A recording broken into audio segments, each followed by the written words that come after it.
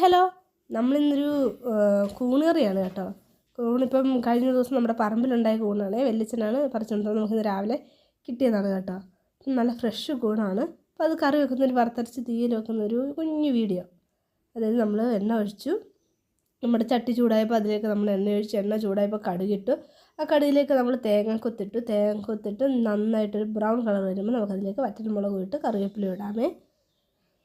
നമ്മൾ വറ്റൽമുളകും കറിവേപ്പിലയൊക്കെ ഇട്ട് നന്നായിട്ടൊന്ന് മൂപ്പിച്ചെടുത്തിട്ട് നമ്മളിനി അതിലേക്ക് ഇടുന്നത് സവാളയാണ്.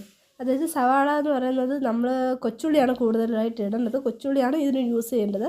നമ്മുടെ ഒരു കൊച്ചുള്ളി ഇല്ലാത്തതുകൊണ്ട് നമ്മൾ ഉപയോഗിക്കുന്നത് സവാളയാണ് കേട്ടോ. അപ്പം സവാള ഇട്ട് കൊച്ചുള്ളി ഉള്ളവർ കൊച്ചുള്ളി ഇടുന്നതാണ് ഒന്നും കൂടി കറിക്ക് ടേസ്റ്റ്. കൊച്ചുള്ളി ഇട്ട് നമ്മൾ നന്നായിട്ടൊന്ന് വഴറ്റിയെടുത്തിട്ട് നമുക്കതിലേക്ക് നമ്മുടെ കൂണിട്ട് കൊടുക്കാം. അപ്പോൾ അത് നന്നായിട്ടൊന്ന് വഴണ്ട് വന്നിട്ട് ബ്രൗൺ കളറാകുമ്പോൾ നമ്മുടെ സവാള കൊച്ചുള്ളി ഒരു ബ്രൗൺ കളറാകുമ്പോൾ നമുക്കതിലേക്ക് നമ്മുടെ ഫ്രഷ് കൂണങ്ങോട്ട് കഴുകി വൃത്തിയാക്കി അരിഞ്ഞ് വെച്ചിരിക്കുന്ന കൂണ് നമ്മളതിലേക്ക് ഇടാം. കൂണല്ലെങ്കിൽ മഷ്റൂം നമുക്ക് അതിലേക്കിടാമേ.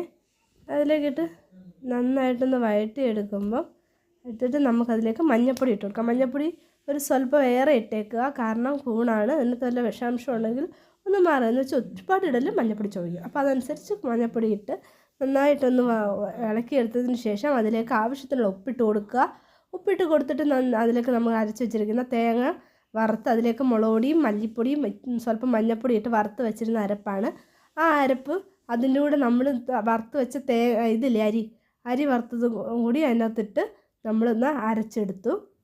നന്നായിട്ട് അതൊന്ന് അരച്ചെടുത്ത് നമ്മുടെ ഈ കൂൺ മിക്സിലേക്ക് ഇട്ട് കൊടുത്ത് ബാക്കി വെള്ളവും കൂടി ആഡ് ചെയ്ത് കറി പരുവത്തിനുള്ള അരപ്പാക്കി നമുക്ക് വെക്കാം. ഇനി അതിലേക്ക് ആവശ്യത്തിനുള്ള ഗരം മസാല ഇട്ട് കൊടുക്കാം. ഗരം മസാല ഇട്ട് കൊടുത്ത് ഒന്ന് നല്ല ടേസ്റ്റ് കൂടും. അപ്പോൾ നമുക്കതിലേക്ക് ആവശ്യത്തിനുള്ള ഗരം മസാലയും കൂടി ഇട്ട് കൊടുത്ത് കറി ഒന്ന് ഇളക്കി അടച്ച് വെക്കാം. നമ്മുടെ കറി നന്നായിട്ട് തിളച്ച് വറ്റി വന്നിട്ടുണ്ട്. ഇപ്പോൾ ഒരു കറിവേപ്പിലയും കൂടി വെച്ച് നമ്മുടെ കറി സെറ്റാക്കി എടുത്തിട്ടുണ്ട്. അപ്പോൾ ഇതാണ് നമ്മുടെ കൂണ് കറി. നല്ല സൂപ്പർ ടേസ്റ്റ് ആയിരുന്നേ. അപ്പോൾ കൂണ് കിട്ടുന്നവരൊക്കെ ഇങ്ങനെ ഒന്ന് ട്രൈ ചെയ്ത് നോക്കുക. എന്നെ ഒന്ന് സപ്പോർട്ട് ചെയ്യുക. അപ്പം ഒന്ന് സബ്സ്ക്രൈബ് ചെയ്യുക. താങ്ക്